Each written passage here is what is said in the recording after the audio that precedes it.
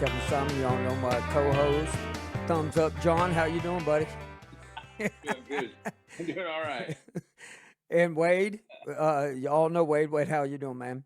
I'm doing great, man. So we brought back Jimmy. How you doing, buddy? I'm good. Thank you. I appreciate the invite. It's always good hanging out with you guys. It's awesome. I can't stay away now. Hey, Jimmy. One of the reasons we brought you back, and his last name's Archoro, right? Yes. Archoro. Okay. Arocho. Yes. Okay, I got it close, but I can never say the damn last name right. But one of the reasons we brought him back, because some of these questions that we did in that I put on Desert Storm Veterans and Gulf War pages about, I wanted people to ask us questions, topics they would like to hear. We got such a big response from the pages; it was over 100 and something. So tonight we're going to do half of them, and then we're going to come back next week and do the other half. But here's the exciting part, okay, is that we got the experts here. And I'll put that towards Jimmy and Wade and kind of John and kind of Kevin, because we got our answers, but they do our hard research and everything. But I want to first tell y'all that if y'all did not know, we found out recently that most of the manufacturers for medicines, all medications, have been hacked. I don't know, Jimmy or Wade, if y'all know that. Me and John were talking about yesterday. But yeah, we talked about it. Yeah, and so a lot of times, this is even outside prescriptions and stuff like that. You're paying full price because, and some people can't get their medicine for 3 months. Speaking of that, welcome to Desert Storm, guys. Our era and the VA. They lost my medication. They never mailed it out. They have 3 different dates that they've been giving me that they mailed it out. Luckily, I kept all records of it. Tomorrow, not only is the VA getting an ass chewing, but so is my congressman and my senator. Because last time I went through this, I went nuts. So to let y'all know, if you are having a problem getting your medicines, y'all need to reach out, call the pharmacies, call your doctors, and let me tell you, the pharmacies can tell you call your damn doctor. I just want to vent on that a little bit. But we're going to get into some questions. And one of the very first questions that I noticed on here, and which I really think these are great. A lot of them are really good questions.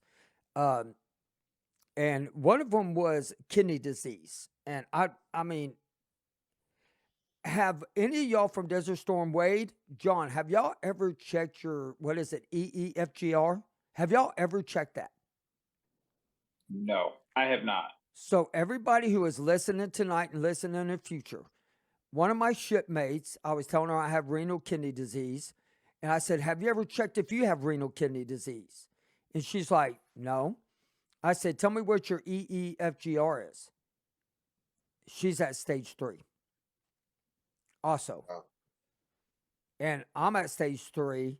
So if y'all would all go and look at your blood work, go in there and check your EEFGRs and see if y'all are in renal kidney disease, because her doctor didn't even tell her.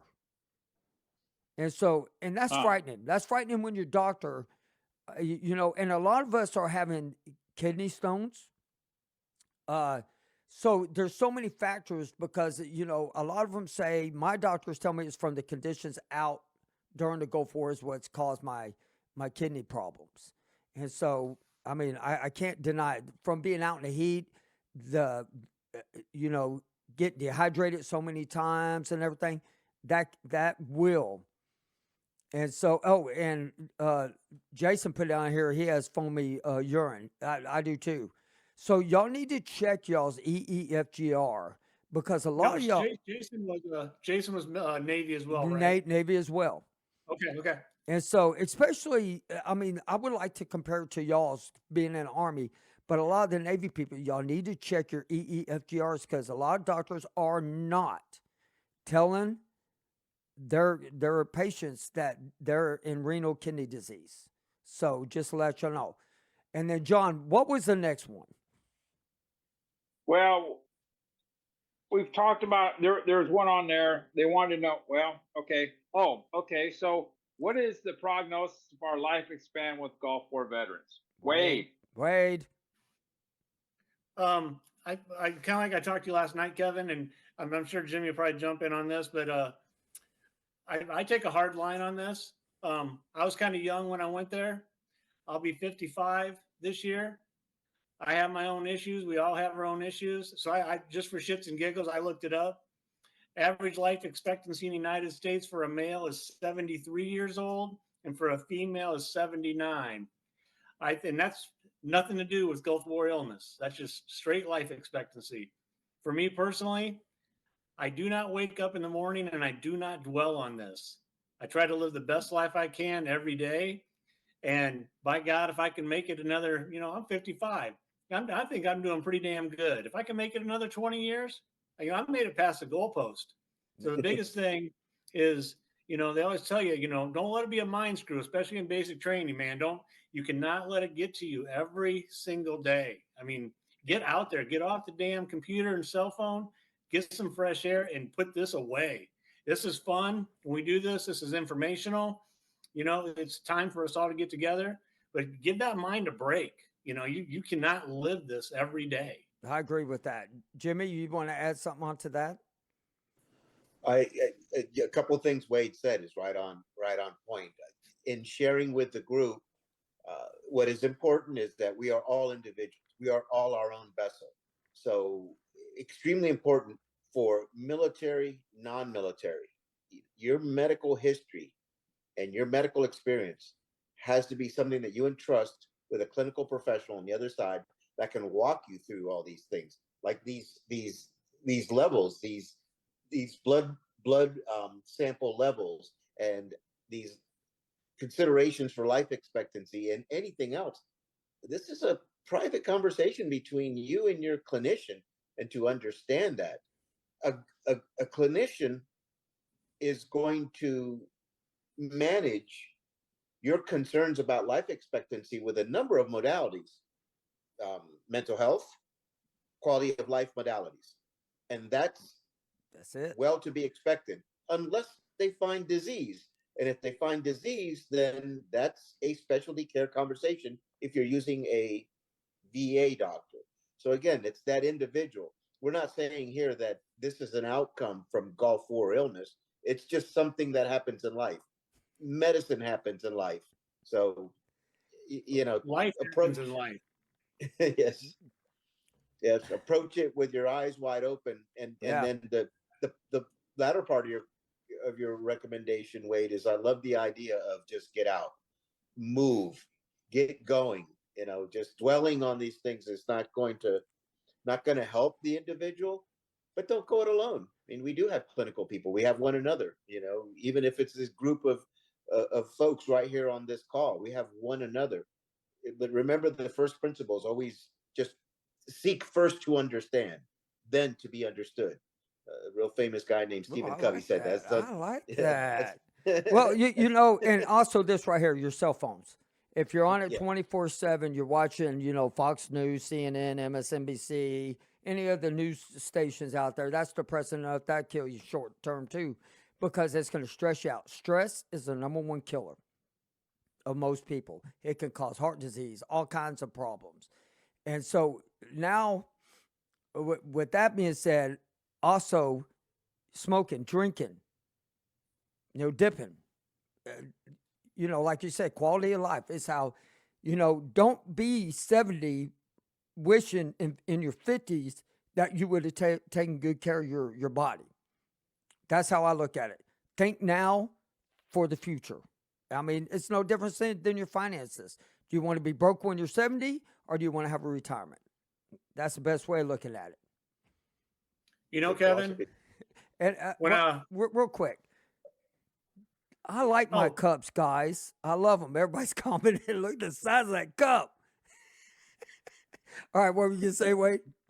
Oh, yeah. So you brought that up. I just say, when I was walking out of that hospital there a couple years back, and that doctor told me, either you quit drinking, your ass is going to be dead in 6 months. that had nothing to do with Gulf War illness. But like she said, I don't like to put numbers on it. She said, you could walk out of here and get hit by a bus today. Right, that's true. It's all I mean, that's a good you know, point. I love that. personal accountability, man. That's all. It's what it comes back down to. And Yeah. if y'all, if everybody's making fun of my cup, man. So I Shocker. mean, if y'all are having a hard time, if y'all are depressed, y'all are stressed, hell, give us a call. We're here for y'all.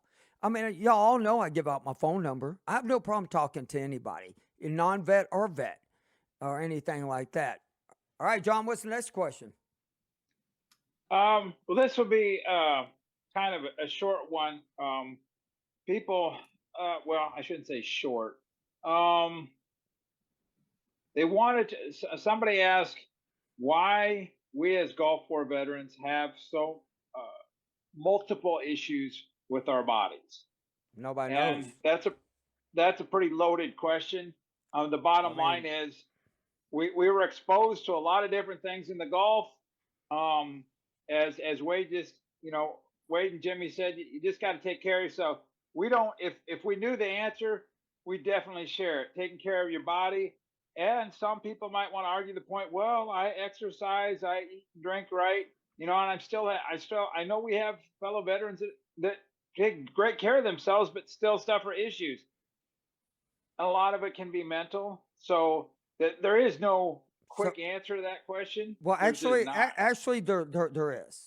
There's I think 5 points: sarin gas, 5 mustard points. gas, Yeah. P-tabs, anthrax shots, and the conditions that were out there. Oil rigs, burn pits. Yeah, so I mean, them too. But you make a great point on that. I mean, you make a really good point. It's also how you take care of yourself.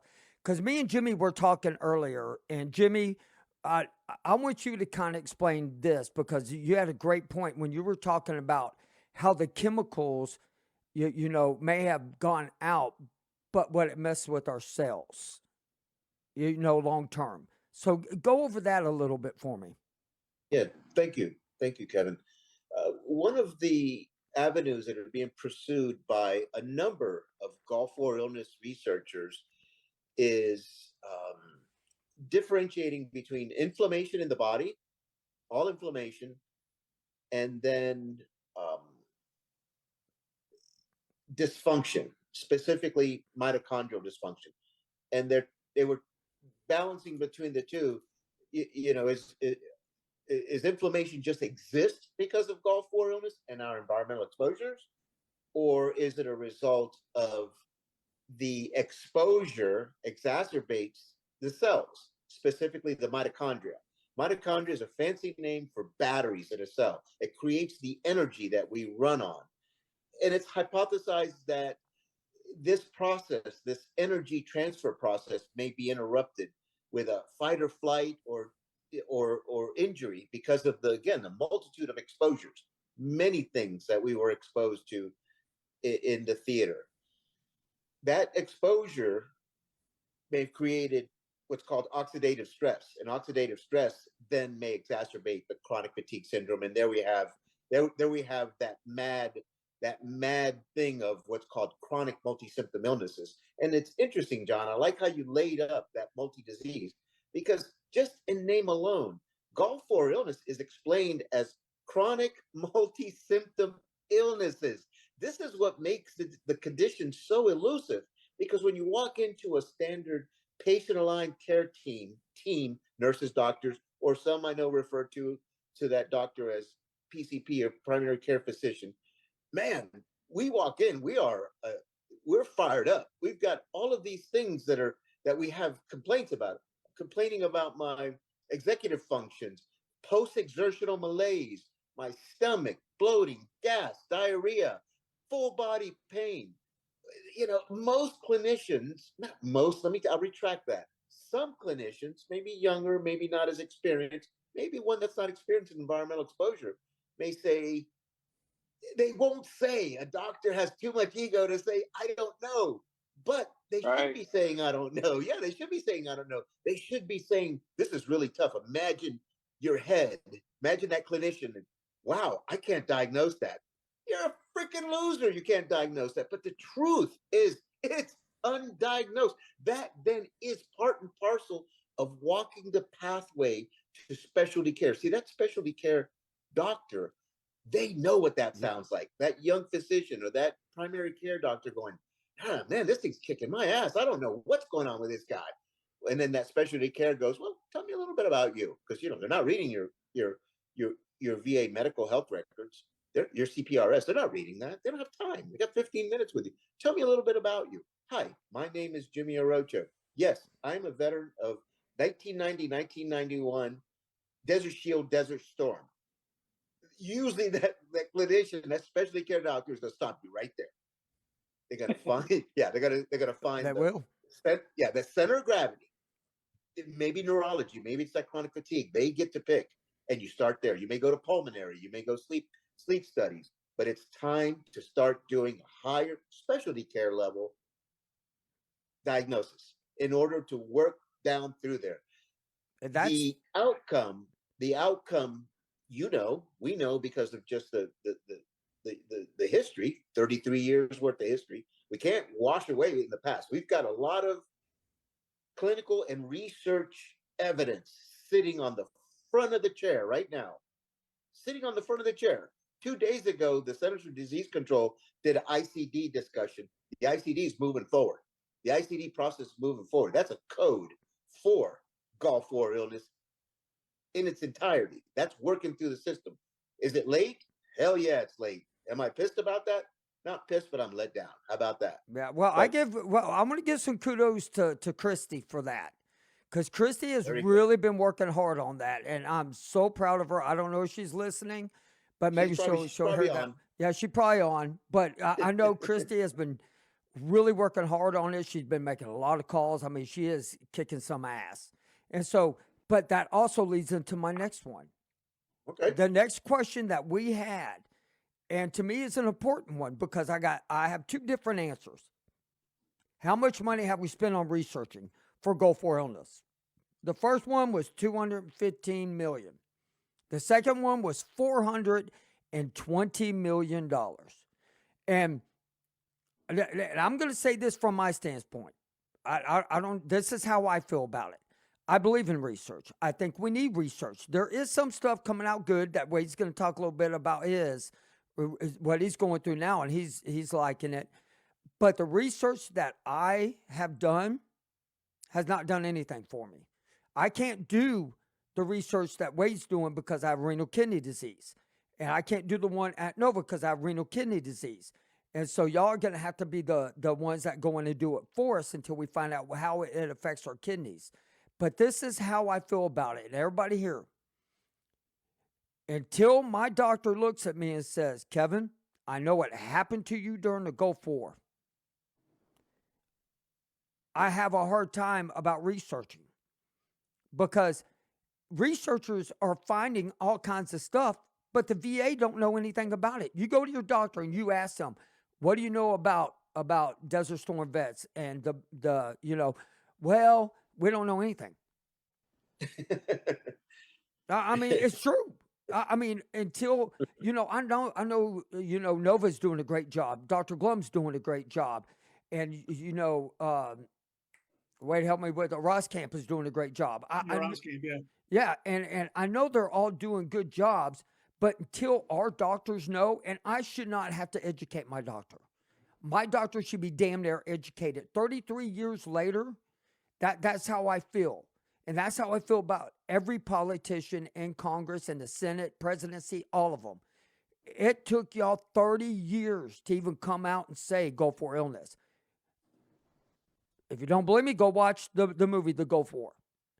We had people working behind the scenes trying to get Gulf War illness out there and trying to get stuff done, but it's just now really coming to light. That's how I look at it. Why does it take 30-something years? Wade, but tell them what you're doing at Ross Camp, because, I mean, it's fantastic news.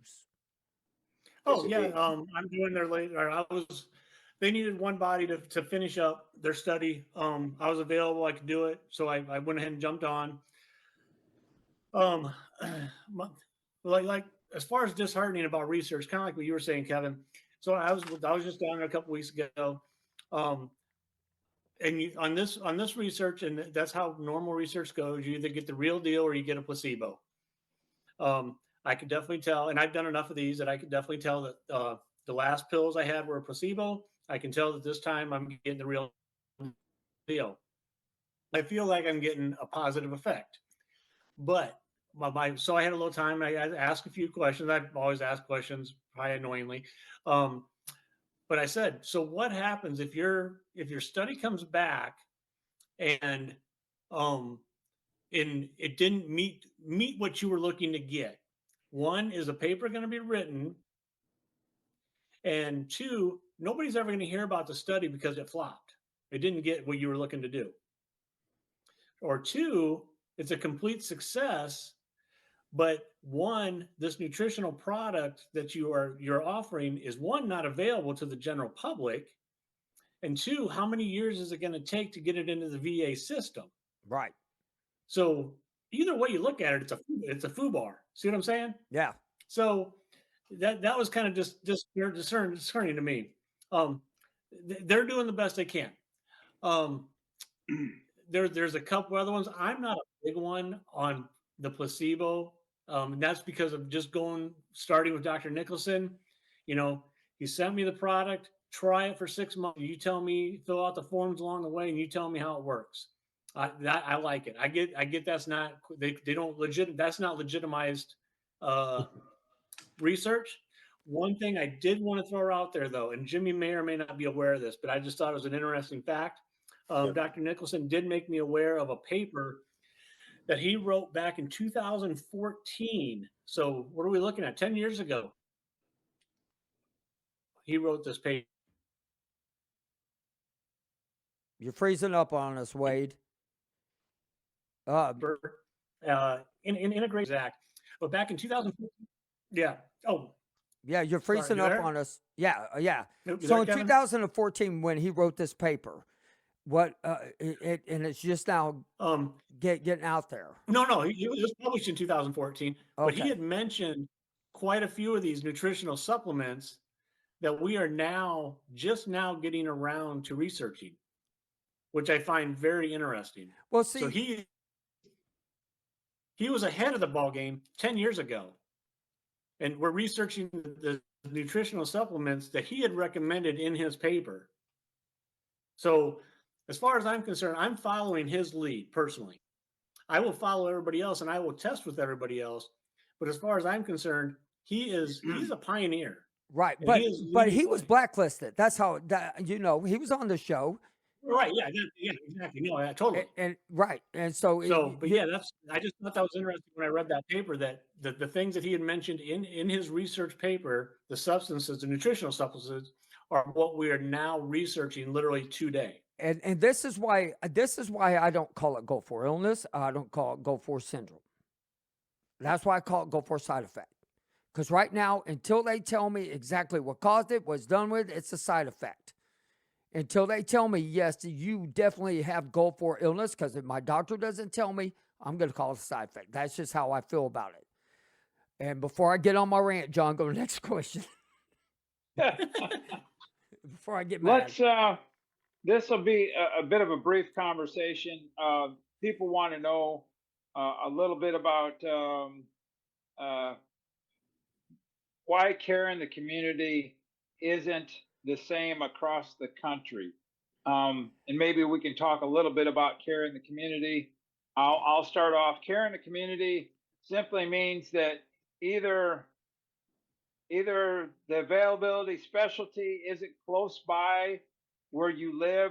I know there's a distance involved and they've changed it depending on the state you live in. Might be, let's say, I don't know, it's 60 miles or so long. If care in the community is something that has to be requested to by you to your provider, say, I would like to go here because I can't get into the VA in a sufficient amount of time, or it's not available in this location. So you have to request it, and depending on if you're at 100%, there's no out-of-pocket expense. Otherwise, I'm not sure the amount that one might have to spend, but care in the community is my personal choice because I live in rural Iowa. Yeah, that's it Um, right there. Because you live in a I rural mean, area, right? Most likely. correct. Okay. Yes, I do. So go ahead. Anybody want to No, add on to that? I'll add on to that because with us, in my area, you have to wait if it's more than 30 days. Then you can request it. Your provider approves it. Because mine has approved some, but not all. And so I can understand you living in a rural area, and you're 2 hours away from your nearest hospital. I mean, it don't make sense to drive 2 hours. You know, Right. they'll save money to send you there instead of travel pay and everything. But I do know if you're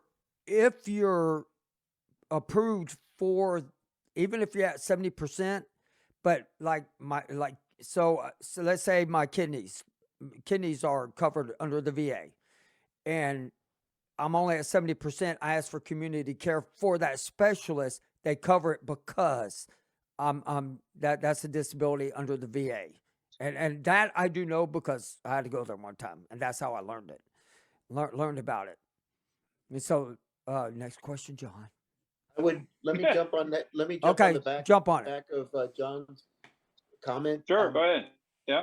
So it's interesting when you say I have to ask for it or I asked for it. That's interesting. A patient aligned care team. That's what's at the healthcare system and at some VA community-based outpatient clinic, CBOX. The clinicians use community care as an extension of their services. A patient doctor should, in his extension, he should be saying, Kevin, it's been 3 months. At the end of 6 months, I need you to see a specialist, and I'm going to send you. You're going to get a call from a manager, a coordination manager.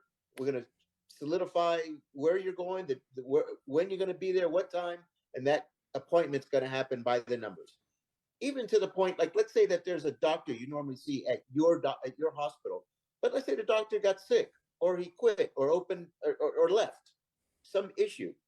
That same community care facility should kick in, and I mean by facilities, people that are responsible for that. Even if it's the primary nurse or the head nurse, she should then jump in and go, "Oh, doctor's not there to see Kevin. He's got a 6-month appointment. I'm going to start this process and stay ahead of it." Yeah, That's ideal. That's ideal. I like That's that. ideal. Yes, sir. That's ideal, and that's a very low expectation for a veteran. Very low expectation. That should happen like clockwork. However, I've heard medicines aren't getting to the door and stuff needs a nudge. Don't forget to exercise that secure message. That secure message. My meds, even though, yes, you're going to call because that's an emergency. You've got to do something important. I was expecting to go out to that mailbox and there be a bag with my medication. It's not there. When you get back home from that mailbox, call. This is a priority call because these are your meds. I called, and they left me on hold for 2.5 hours. I stayed on Holy hold. smokes. I got, that's and I got that. I got the call log. I even came, No, and I they're used my one-offs. secure message. But you're right, secure message is important. It is, and if anything, it could be like a root cause analysis. So when we go back to beat them up, that root cause analysis is going to discover. I waited 2 hours. What's going on? Maybe somebody's stealing it. Maybe the guy out in the truck delivering is stealing it. Maybe there's a freaking black hole at the back of the pharmacy. I don't know, but it needs to be properly reported. I mean, crazier shit happens out there. I'll tell you the other thing you do. Call your advocate. Because Yes. after a hold for 2.5 hours, pissed, man. I called my advocate. I chewed her ass. And I said, you get down to neurology and you tell that doctor I want a phone call. Immediately, I got a message right back. I didn't get a phone call because she probably said I wouldn't call him because this guy's pissed. And I'm telling you, I can get pretty pissed. I'm telling you. And it's not so much that I want to be mad, but what happened to me last time, I had to call the crisis hotline. I want to commit suicide. I ain't going through that again. So I stay on top of my shit now. And I'm telling you, if I don't get that message by tomorrow morning, Everybody's going to hear my voice from 250 miles away. You're going to hear me scream. I promise you. Remember, So, not all VAs are the same. Veteran and integrated service networks are differentiated. There are in your veteran integrated service network, it behooves you find out which number you're in, and then usually there's a headquarters, kind of military hierarchy. You know, there's a division headquarters or brigade headquarters, but there's a senior city with a senior veteran integrated service network and their network of people, their clinicians. There's nothing wrong with cutting across the field and popping them in a message, because that's how they understand downstream in that network. There's a problem, especially with these rural challenges. Christy Mogan yes, has educated me. She's and, educated me on the and, effects of living rural and and to it, what is just to terrible jump stories. in real quick on Yeah, Jimmy and Christy, would also suggest those that are listening, perhaps that don't understand what secure messaging is, because I certainly didn't when I started. I had no idea. thank you. Secure Thank you. messages. You go on to a website. It's called My Healthy Vet. You have to log on to that on the computer, and you have to use that. That's what we're talking about, is security message. You have to go in there and go on Right. and compose a message to your provider, and then it's in print. So that's what we're talking about when we say secure messages. It's through the computer, through a very specific web page called My Healthy Vet. Do I have that correct, gentlemen? My Yep. Healthy Yep. Yes. Vet. And it comes right And up. It comes as soon as you log in, it comes messaging, pharmacy, blue button, all that stuff. Because on yeah, mine, I tell you what I did. The first message I sent was nice. The second message I sent was, okay, nice. The third message I sent was not very nice. The fourth message I sent, oh, hell no. so It went from a very nice to, oh, hell no. Because and you're your own advocate. Really, yes, you are your and you own have advocate. you got, like, I don't know, it's something in or about 3 business days to get a response back from whomever you're trying to communicate with. They're allotted so many. There's a time frame. I'm going to say 3 business days. And although I haven't as of today, I also may use the advocacy line, because I'm having some issues with trying to get a medication for myself. It's That's a good and idea. I might go that route. In the past, I wasn't so successful, but back then I didn't really understand what I was doing. I was doing a lot of bitching, but wasn't getting any traction, because I wasn't using the secure messaging. No, not And you. No, not John, our cuddly hey, little teddy bear. Yeah, I cuddle it until you piss me off. Yeah. and now you're explaining My Healthy Vet. Yeah. See, I mean, everything That's comes together, beautiful. man. Everything I comes love it. together. You don't do one thing without the other. That's exactly Oh, how this networking with sure. veterans work. John, what's the next question? Oh no, go for John, it, babies. Oh, one go last thing, ahead. and I know you guys are on the Zoom mode, but when you're doing community care, remember that means that you're actually seeing a civilian clinician. Always make it a point to ask that specialty or that community care physician, do you send your results, your chart, back to CPRS or your VA medical records? Yes, maybe, I don't know. A lot of these associations are electronic medical records, but if not, release the record. Go to their administrative of that community hospital, release those records, get a copy, go back to the VA and release them back into your VA medical records. Because down the road, when you're in compensation and pay, and you're putting an application, you may have been diligent out there driving 50 miles away to see this community doctor. But if their notes are not incorporated in your VA healthcare records, there could be a big gap, and all that evidence may be postponed, let's say, or lost. That's true. And also, when you just to let y'all know, also release your information to that doctor about the problem that you're having in community care. I did that with sleep apnea, and it was amazing how she figured it out really quick. And That you know, helps. I love my doctors. I cannot stand my pharmacy. That's my problem. My doctors are great. I love my VA healthcare. To me is awesome. My pharmacy sucks. So I want that to be said because I do. I mean, heck, most of my doctors listen to this show.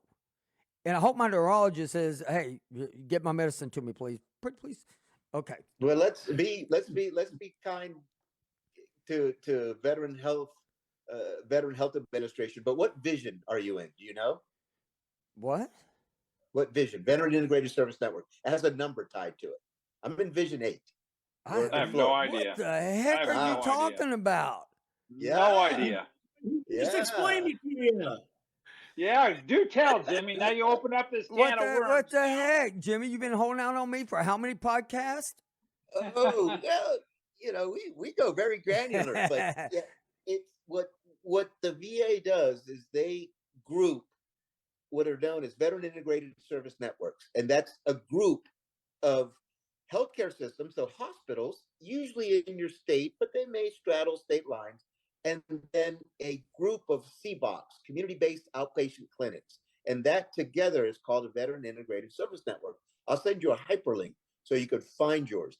And one good reason I've discovered in knowing what Veteran Integrated Service Network you're in is when you go to mitigate help like this, medicine delivery problems, community care challenges. It's truly the chain of command inside your, say, state. Well, that's Most of them are interesting. state related. Oh, Yeah, Well, yeah. son of a. this is And there's super one that's the interesting. headquarters.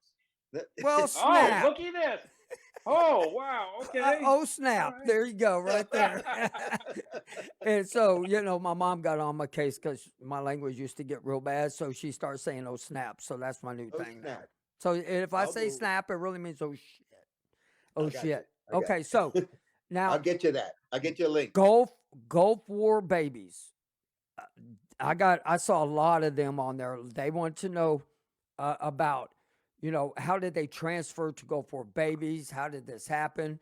I mean, I can tell y'all that John, Wade, and myself, our girls seem to be having the biggest problems.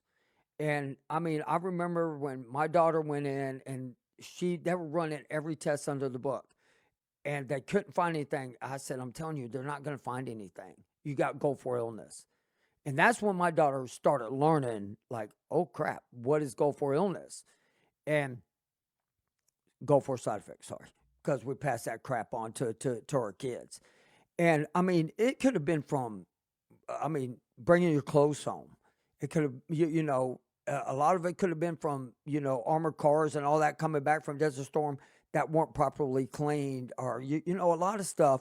It also could be from your semen. It could be from anything. I don't really think they know how it got passed genetically, but it's no different than the Vietnam era guys that passed down problems to their kids.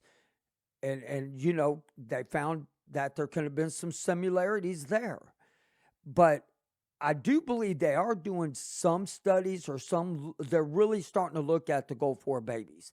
And I know their Gulf War babies page is really, really hitting it hard on trying to get how come our kids are affected and we want to know why and what can we do. And that's important. John, Yeah. you want to add on to that? Yeah.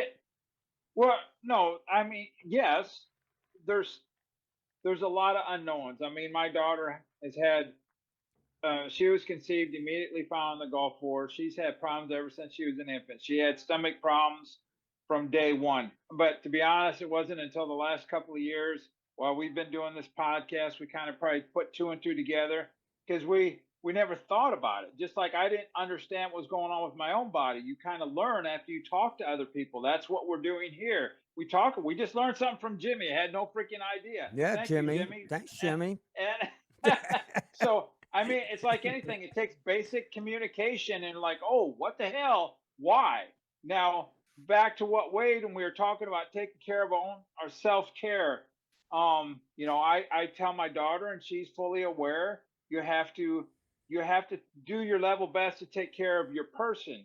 In other words, it's kind of like you go out and buy something, you get what you pay for. Well, the same thing happens.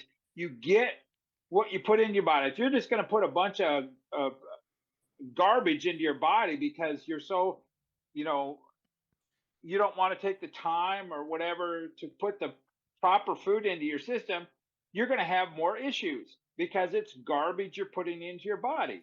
If you Well, go on spend $10 on a pipe wrench as opposed to spending $50 on a quality, one of the freaking thing's going to break on you when you're really trying to get something done. but I mean, I mean, I understand that, but it seems like a lot of these Gulf War kids are having a lot more issues than what we are.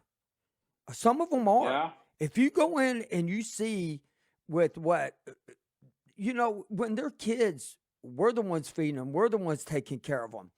mm-hmm. We had no idea that they No, were going to be affected. And I mean, no. because I know me and Wade, our daughters had the exact same thing. It's the damnedest thing, exact same thing. And uncontrolled bleeding, POTS, kids have EDS, autism. And Army and the Navy, so there's no. I mean, Yes, yes, and and I mean, but Jimmy, have you heard anything on about the Gulf War babies and stuff that maybe can come down the pipeline soon on this? Yeah, thank you. So a couple things, and I'm going to do a little bit of first principles kind of connection to, okay, where's the root here? Because if first things first, when you're talking about multi-generational, that's the label that the Veterans Administration uses, multi-generational, which there is a dotted line to spouses. So there's been some spouses that have come in with saying, I'm starting to get some of these effects, but multi-generational as it applies to our children, our children born after our return. Talking like this is awesome because we need to collect our thoughts, feelings, and ideas. We need to logically lay down how we experience with our children. When was the first onset? What was it that you experienced? And what we need to do as a group, and that's the entire cohort. When I say when I refer to Gulf War veterans, I'm thinking of 700,000 deployed. Right. Not just the 150 to 250 that return with chronic multi-symptom illnesses that the Institute of Medicine put their finger on, but I'm talking all 700,000 of us. And the reason is one of the things that Kevin said. Remember, there's controls. If you're not getting any effect, I know you're not participating in research, Kevin, because you have exclusionary criteria with your kidneys. But there's a lot can be learned from a veteran that deployed and came back as not ill. Remember, there's almost 2/3 came back with no problems. They're just older. They didn't come back with chronic multi-symptom illnesses. But to answer that question better, we have an institution that is there for us. It's called the RAC, Research Advisory Committee for Gulf War Veteran Illness. Actually, Christy just shared with me this evening that there's one coming up. I'll get you that date and I'll get you Yes, please. That is the venue for us because remember, the owner of the RAC, the Research Advisory Committee for Gulf War Veteran Illness, is Dennis McDonough. If you don't know who he is, he's the Secretary of the Veterans Administration. He's it. He needs to know. He needs to know that we are having this recurring issues with our children. And what I believe is going to happen is we're going to be called upon, but we have to really, really drill down. When did it occur? What is it that we're seeing? And not so much the group thing, because we could get in trouble. We could get in trouble because remember, those children are their own vessels as well. And they must be diagnosed Right. head to toe in their own vessels. And then lastly, remember the privacy. These are children. They're going to become adults. They're going to be kicking our ass. I know my kids are going to be kicking my ass for a lot of shit. So I educate them, but I have to protect their privacy. There's ethics, there's HIPAA, there's privacy involved. So, and what we want to do as parents is we want to control that. Like if I go to the VA, I'm going to opt in and I'm going to release information and I need that stuff to stay tight. In the ethics world, children are very, very specially managed, and it's again because their children can't say what's going to be in their future. Remember, they're going to have kids, they may get married, they have their whole lives. So their clinical trajectory should not be public information. Okay. So we're just going to, as professionals, we have multi-generational concerns as they apply to my children that needs to be brought up. Every one of us and everybody on this call should be at that RAC meeting. One coming up in April soon, or first week. And this is one of the topics. When you guys have something to say, they're called veteran information sessions. And we get to speak up about what it is that's near and dear to my heart, to our heart. I mean, children. I totally agree with that. And I think that at the next RAC meeting, we all need to call in and say, hey, this is what's going on with our kids. Let's start pounding it. I mean, we already pound it and pound it and pound it. What's going on with us? Let's pound it for our kids. Let's start and help them. We're about to go into that show.